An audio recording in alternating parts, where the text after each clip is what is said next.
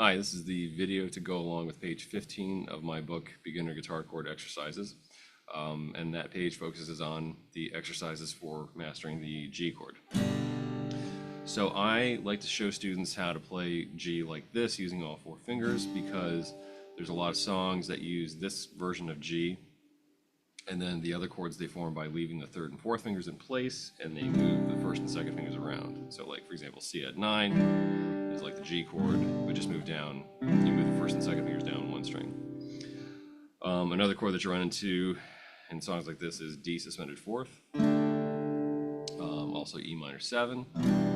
So for example, the intro to Wonderwall is E minor 7, G, D suspended fourth, and then A7 suspended fourth, which sounds like this.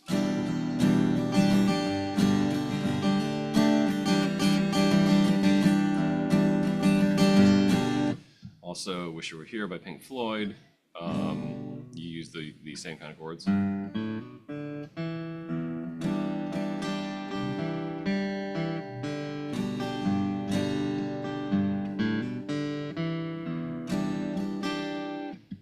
So if you learn this version of G, you'll be able to play those songs. If you learn the other versions and learn a bunch of songs using this version of G, then once you get to trying to play those songs, you're gonna have to learn a new version. Whereas if you know how to play this one, it's very easy to then play that version of G.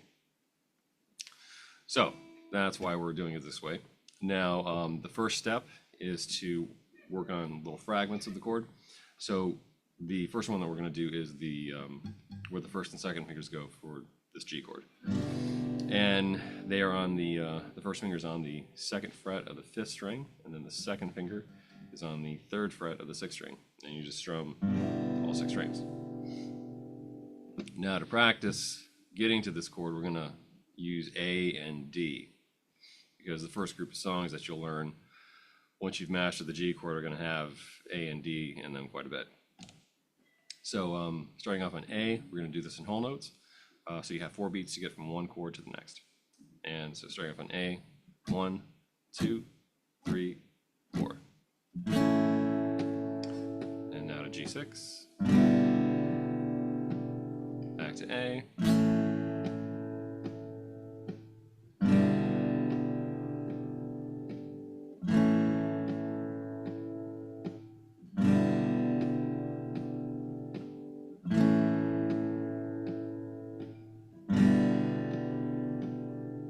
So now in half notes, so strum each chord 2 times, let each strum ring for 2 beats.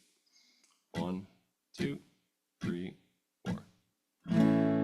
Strum again, and switch.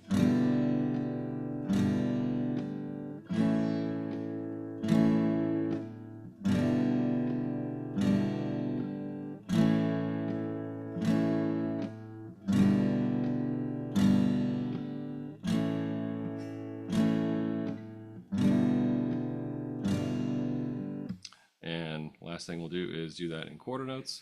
So strum each chord 4 times and let each strum ring for 1 beat. 1, 2, 3, 4.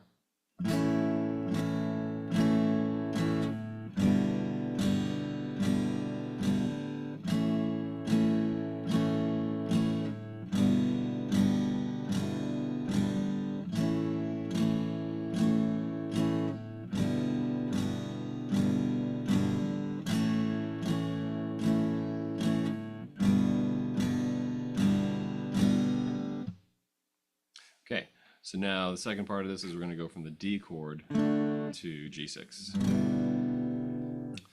The layout of the chord diagrams on this page, by the way, are different from the previous pages, like when we did the E to A and A to D. In that one box, I've got G6 pointing to A and D. So step 1 is really kind of step 1, A, going from G6 to A, and then step 1, B, going from G6 to D. So starting off on D, and once again, we're going to do this in whole notes. So you got 4 beats to get from one chord to the next. 1, 2, 3, 4. And now to G6. Back to D.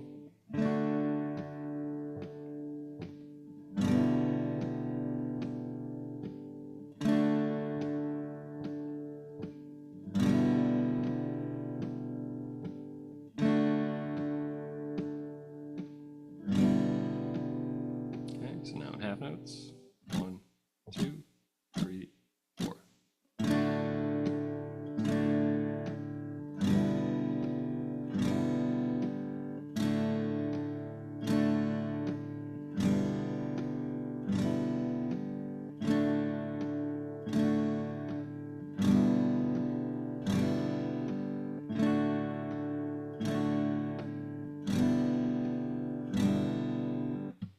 And now in quarter notes, 4 strums on each chord, each strumming's for just 1 beat. 1, 2, 3, 4.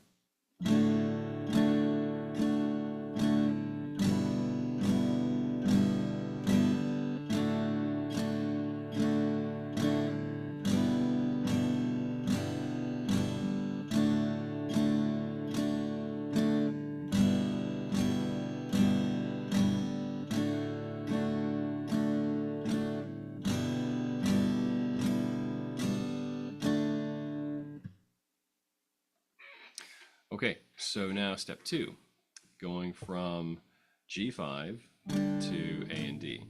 So G5 is where the 3rd and the 4th fingers go for the G chord. My 3rd finger is on the 3rd fret of the 2nd string. My 4th finger is on the 3rd fret of the 1st string. When you strum this, you're going to try to avoid hitting the top 2 strings. Although, since we're working towards a chord that uses all 6 strings, it's not the end of the world if you do haven't hit all 6, it just won't sound as good. So, we'll start off with the A chord again. And you may notice that your 3rd finger is on the 2nd string for both chords. So, may or may not make it easier to try to leave that finger on there as you make the transition. But eventually, you do want to be able to do that. But in the beginning, it might actually make it harder to leave that 3rd finger down as you try to slide into G5. So try it. If it makes it more difficult, then don't do it at this point. All right, starting off in A and doing this in whole notes. 1, 2, 3, 4. And now to G5. Back to A. And G5.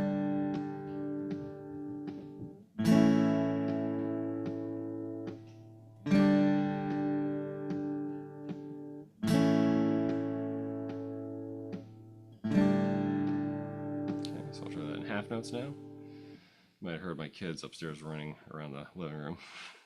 1, 2, 3, 4. And strum again. Back to A.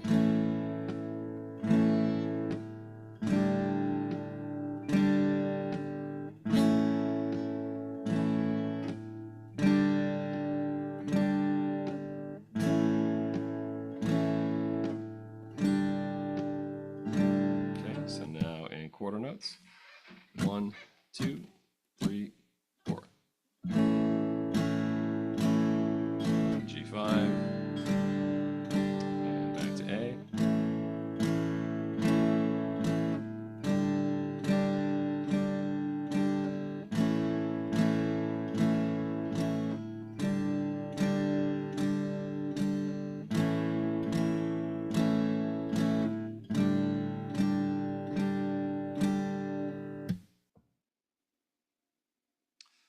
Okay, so now going from the D chord to the G5 chord. So to begin with, we'll do that in whole notes. So you have 4 beats to get from D to G5. Here we go. 1, 2, 3, 4. G5. Back to D. 4.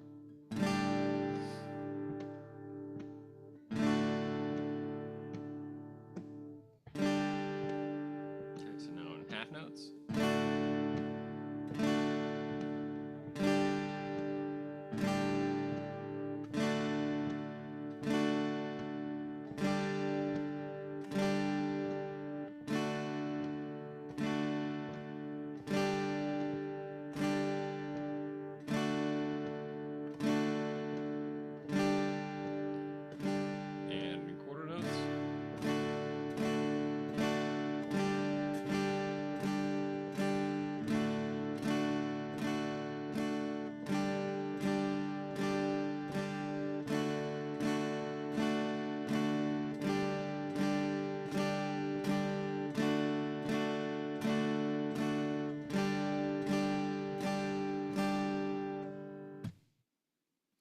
Okay, so you want to practice that for a week.